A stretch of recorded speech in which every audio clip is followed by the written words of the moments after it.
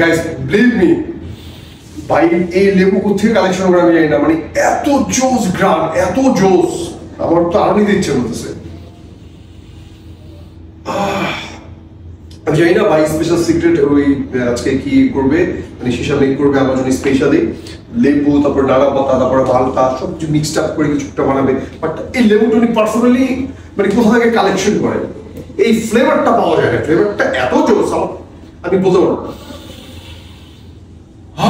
যাই হোক, আজকে আমি দেখার চেষ্টা করবো যে সেই স্পেশাল যে শিশাটা তৈরি হচ্ছে, শিশাটা আমি দেখার চেষ্টা করবো। সাথে থাকবেন, টাটা।